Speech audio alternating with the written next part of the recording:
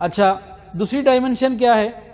بھائی لوگ ملک میں امن میں رہ رہے ہیں، لیکن دوسرا کوئی ملک ہے وہ امن میں نہیں رہنے دینا چاہتا، وہ سرکشی کرتا ہے، وہ آگے بڑھتا ہے، تو کیا کریں؟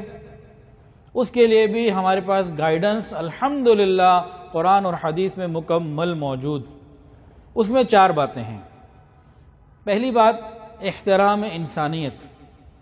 شریعت نے احترام انسانیت کا حکم دیا، یہ نہیں کہ صرف مسلمان کا احترام کرو، کافر کا بھی احترام، غیر مسلم کا بھی احترام، انسانیت کی بنیاد کے اوپر احترام سکھایا گیا۔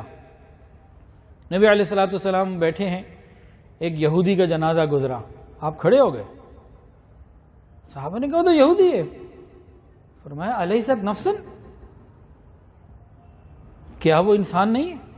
تو انسان کی بنیاد کے اوپر بھی سکھایا گیا احترام۔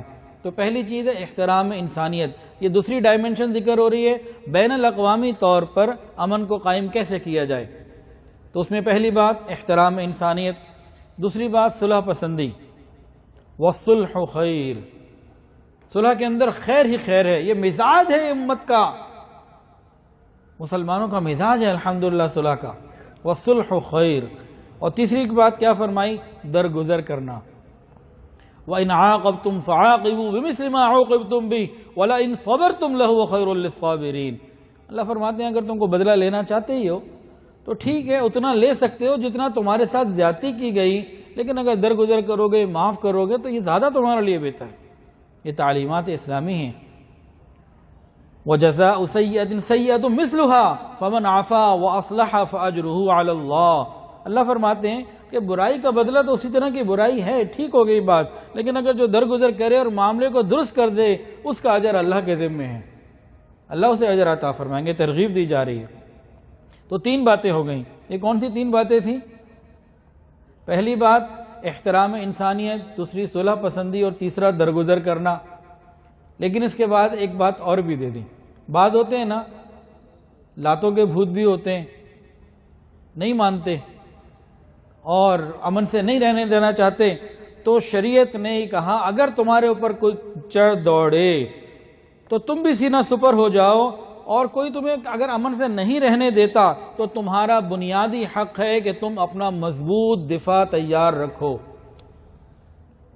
قیام امن کے لیے بین الاقوامی سطح پر مضبوط دفاع کا ہونا یہ بہت بڑی نعمت ہے، بہت بڑی نعمت ہے، اور اس میں بھی ہمارے پاس پوری تفصیلات موجود ہے، احکامات موجود ہیں۔ فرمایا کہ اگر مقابلہ ہو جائے تو ٹھیک ہے، سینہ سپر ہو جاؤ، اور اگر تم اس میں کامیاب ہو جاؤ تو دیکھو اس خون کی وادی کے اندر بھی تمہیں چند چیزوں کا خیال کرنا ہوگا، لڑائی ہے، چیخ و پکار ہے اور بہت کچھ ہے، لیکن اس میں تمہیں عورت کا خیال کرنا ہے، بچے کا خیال کرنا ہے، معذور کا خیال کرنا ہے، بوڑھے کا خیال کرنا ہے، ان کو نہیں مار سکتے، آذان ہی تو کاٹ سکتے، اگر کوئی راہب کوئی اپنی عبادت گاہ میں ہے اس کو نہیں چھیڑنا۔ اس طریقے سے مختلف چیزیں بتا دی گئی کہ اگر تم قابض ہو بھی گئے اور تم فاتح ہو بھی گئے تب بھی انسانیت کو سامنے رکھنا ہے۔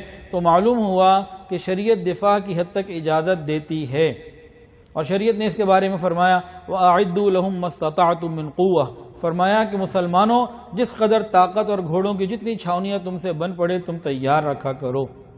دوسروں کی دخل اندازی سے بچنے کا بہترین طریقہ یہ ہے کہ دفاعی اعتبار سے تم اپنے آپ کو اتنا مضبوط کر لو کہ کوئی تمہیں میلی آنکھ سے دیکھ ہی نہ سکے۔ تو یہ 2 ڈائمنشنز ہو گئی اور ان کے کچھ اصول ہو گئے۔